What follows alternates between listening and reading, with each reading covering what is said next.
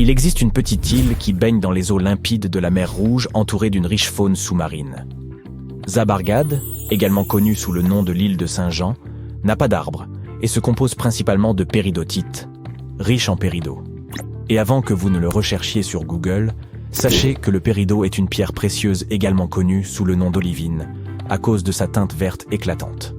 Certains historiens avancent que Cléopâtre elle-même en raffolait, et cette dame pouvait bien s'offrir tous les joyaux du monde. Les géologues pensent que le péridot se forme à la suite de l'épandage du plancher océanique. Lorsque la croûte terrestre décide de se séparer, les roches provenant des profondeurs sont poussées à la surface. C'est exactement ainsi que s'est formée notre île au trésor. Les plaques continentales africaines et asiatiques se sont heurtées l'une contre l'autre, et les roches de la croûte inférieure ont fini par surplomber le niveau de la mer. Le péridot provient également de météorites qui se sont écrasés sur Terre. Mais c'est extrêmement rare.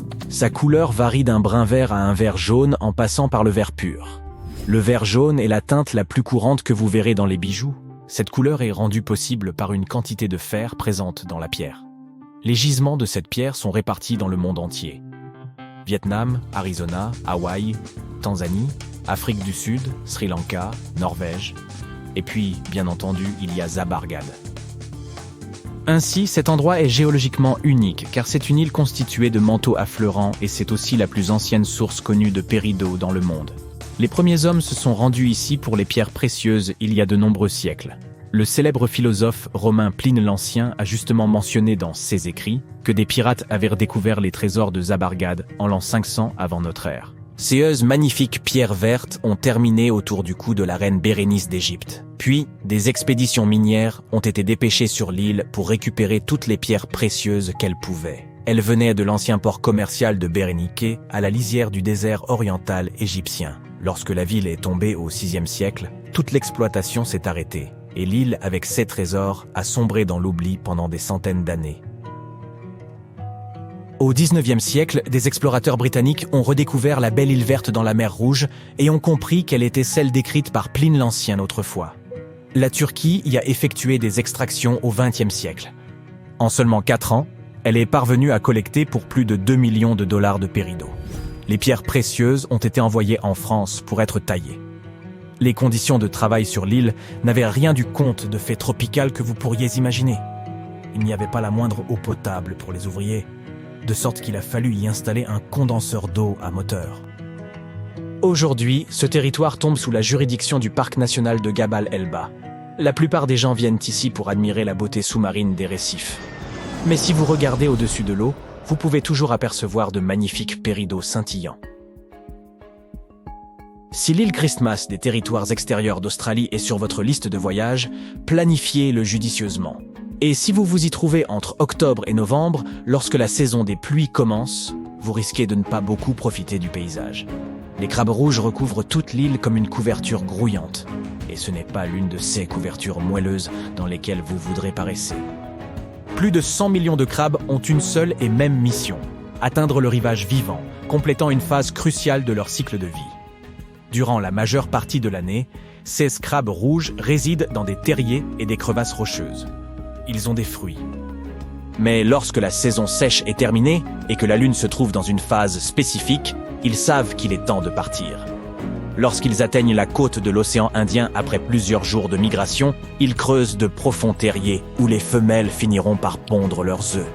Une fois que ces terriers sont prêts, les crabes mâles retournent dans les forêts tropicales, tandis que les femelles demeurent sur la plage pendant au moins 12 jours pour couver.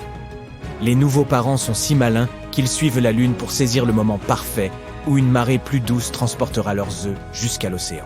Une fois qu'ils éclosent, les crabes ramènent les nouveaux membres de leur famille à l'intérieur des terres. Là, ils attendent à nouveau la saison des pluies pour perpétuer le cycle.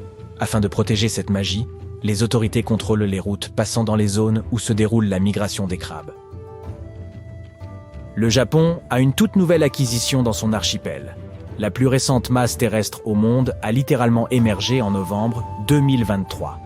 Cette île anonyme mesure un peu plus de 100 mètres de diamètre. Elle est composée de pierres ponces et de tufs laissés par un volcan sous-marin qui est entré en éruption en octobre.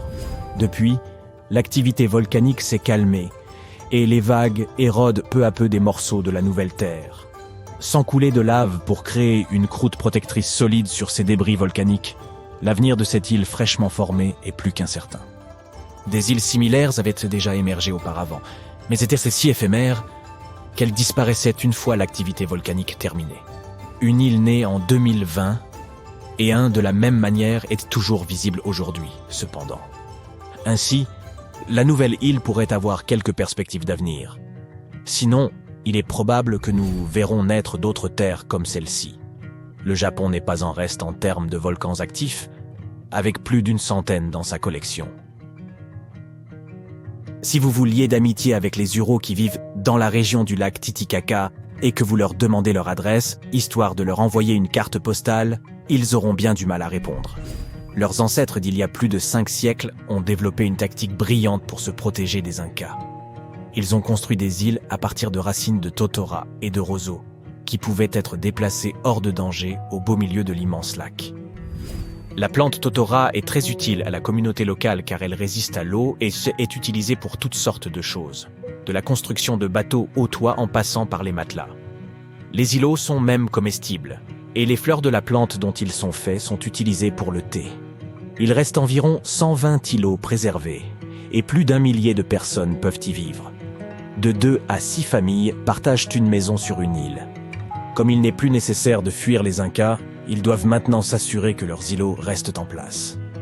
Tous les 15 à 20 jours, les roseaux formant les îlots se décomposent et doivent être remplacés.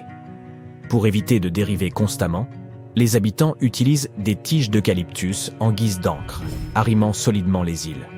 Malgré sa petite taille, cette communauté possède 2 langues parlées. Les résidents confectionnent leurs propres tissus et créent de magnifiques habits. Enfin, des panneaux solaires leur fournissent suffisamment d'énergie pour qu'ils aient de la lumière et même la télévision. L'île principale a une station de radio et les habitants ont embrassé le tourisme. Vous pouvez ainsi effectuer une réservation en ligne et éprouver vous-même cette vie flottante. Certaines îles surgissent de nulle part et d'autres disparaissent sans laisser de traces. L'une des plus célèbres îles, dite fantôme, est l'île de Hy-Brasil, au large des côtes de l'Irlande. Avant que vous ne demandiez, non, elle n'a rien à voir avec le Brésil. Aichi est une variante de I, qui signifie île. Et Brasil vient de la racine bre, qui signifie puissant, grand, beau, en vieil irlandais. Et elle a donné son nom à un haut roi celte. Cette petite île entourée de brouillard a été cartographiée pour la première fois en 1325. Mais les tentatives ultérieures, visant à établir sa position exacte, n'ont jamais abouti. Ainsi, la légende raconte que l'île n'apparaît qu'une fois tous les 7 ans. Et même ceux qui prétendent l'avoir vue disent qu'ils l'ont simplement navigué au travers sans rencontrer la moindre parcelle de terre. Le capitaine John Nisbet a raconté comment il a non seulement aperçu Hy-Brasil, mais s'est également retrouvé coincé dessus avec son équipage. Selon ses dires, l'île possédait un château et était essentiellement inhabitée. Il y aurait même fait la rencontre d'un vieillard à l'air grave qui lui aurait conté l'ancienne histoire de l'île autour d'un festin somptueux. À la fin du XVe siècle, une série d'expéditions sont parties de Bristol en quête de l'île légendaire. Toutes les tentatives ont échoué, et Hy-Brasil a disparu des cartes en 1865. On ne saura peut-être jamais si elle a un jour existé, mais avouez que ça fait une belle histoire.